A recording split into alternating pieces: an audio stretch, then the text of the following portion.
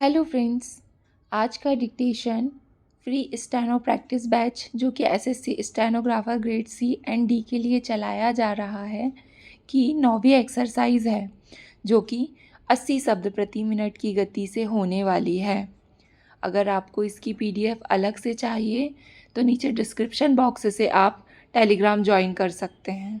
और भी प्लेलिस्ट की लिंक नीचे डिस्क्रिप्शन बॉक्स में दी गई है, जैसे रामधारी गुप्ता खंड 1, खंड 2, न्यूज़पेपर के dictations, 10 minute non stop dictation और एसएससी स्टेनोग्राफर के जो प्रीवियस ईयर के डिक्टेशंस हैं उनकी प्लेलिस्ट की लिंक भी आपको नीचे डिस्क्रिप्शन बॉक्स में मिल जाएगी। अगर आपको डिक्टेशन पसंद आता है तो वीडियो को लाइक ज़रूर करें और चैनल को सब्सक्राइब कर लें। तो ज़्यादा समय ना लेते हुए डिक्टेशन स्टार्ट करते हैं। डिक्टेशन स्टार्ट होगा 5 सेकंड के बाद।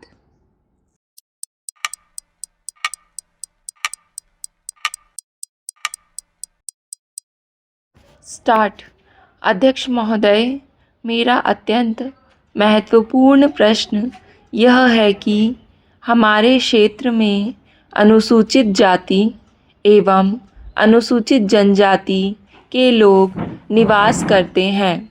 यहाँ पर बिजली के तार टूटने, चोरी होने की घटनाएं बहुत होती हैं, परंतु आज दिनांक तक इन घटनाओं को रोकने की व्यवस्था दुरुस्त नहीं की गई है। इस संबंध में जन प्रतिनिधियों द्वारा सुचारू विद्युत व्यवस्था दुरुस्त करने के लिए अवगत कराया था, किंतु विभाग द्वारा ध्यान नहीं दिया जा रहा है और ना ही समुचित कार्यवाही की जा रही है। इस अव्यवस्था के कारण अनुसूचित जाति, अनुसूचित जनजाति के लोग अंधेरे में रहने के लिए विवश और मजबूर हो रहे हैं। अब ग्रामवासी विद्युत के अभाव में सिंचाई, पढ़ाई, पानी जैसी मूलभूत सुविधाओं से वंचित हो रहे हैं। बिजली के अभाव में उनका विकास पूर्ण रूप से बाधित हो रहा है, जबकि वास्तविक रूप से अनुसूचित जाति, अनुसूचित जनजाति का विकास करना केंद्र और राज्य सरकार की प्राथमिकता होना चाहिए। ऊर्जा विभाग के प्रशासन को अपने कर्तव्य के प्रति सजग रहना चाहिए।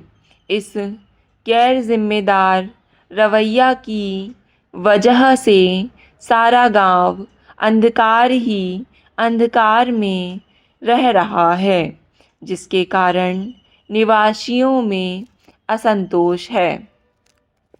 अध्यक्ष महोदय, मेरा विधानसभा एक आदिवासी बाहुल्य क्षेत्र है। मुझे ज्ञात हुआ है कि भारत सरकार द्वारा प्रायोजित एक परियोजना के तहत यहाँ पर विद्युतीकरण संबंधी कार्य कराया गया था।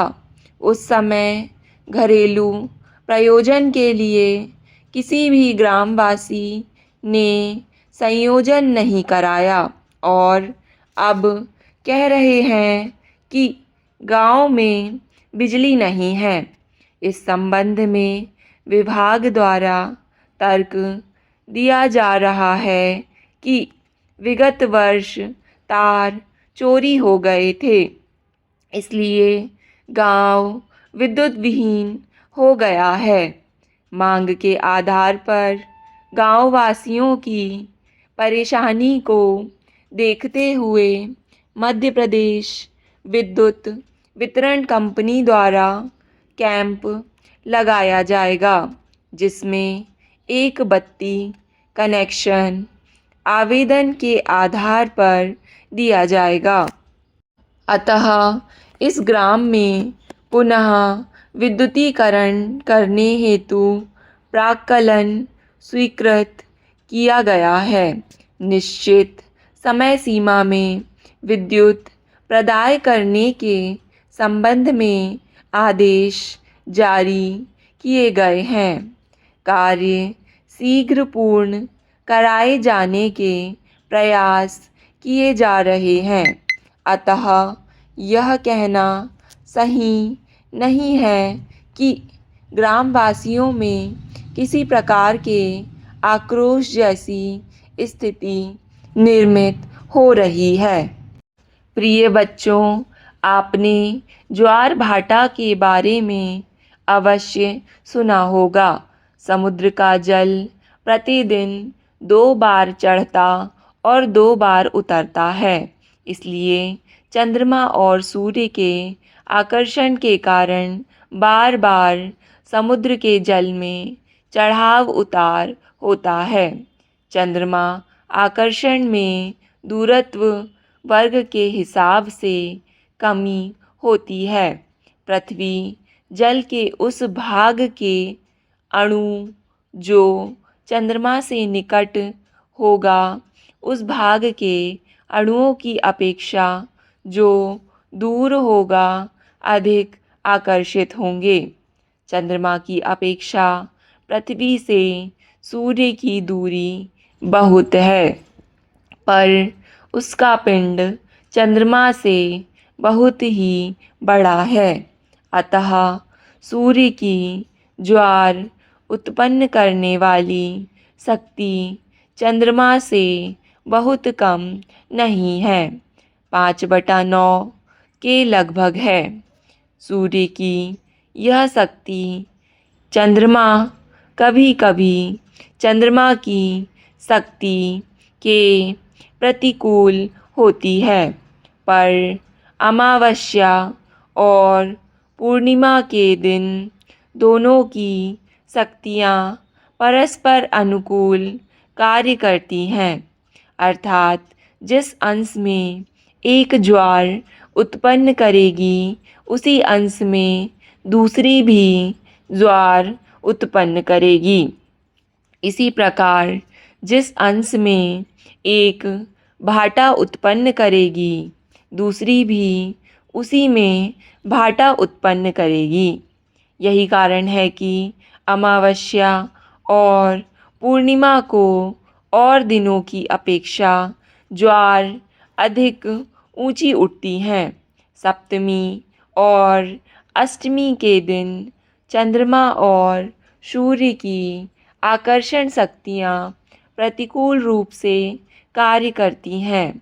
अतः इन दोनों स्थितियों को ज्वार सबसे कम उठती है। ज्वालामुखी प्रायः वेग से बाहर निकलने वाले पदार्थ भूगर्भ में स्थित प्रचंड अग्नि के द्वारा जलते या पिघलते हैं और संचित भाप के वेग से ऊपर निकलते हैं। ज्वालामुखी पर्वतों से राख, ठोस और पिघली हुई चट्टानें, कीचड़, पानी, धुआं आदि पदार्थ निकलते हैं।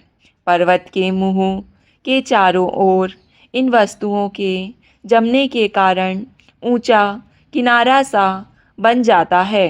कहीं कहीं पर प्रधान मुख के अतिरिक्त बहुत से छोटे छोटे मुख भी इधर उधर दूर दूर तक फैले हुए होते हैं। ज्वालामुखी पर्वत प्रायः समुद्रों के निकट होते हैं। प्रशांत महासागर में जापान से लेकर पूर्वीय द्वीप समूह तक अनेक छोटे बड़े ज्वालामुखी पर्वत हैं। इन ज्वालामुखी के संबंध में कहा जाता है कि अकेले जावा जैसे छोटे द्वीप में के 49 टीले हो सकते हैं।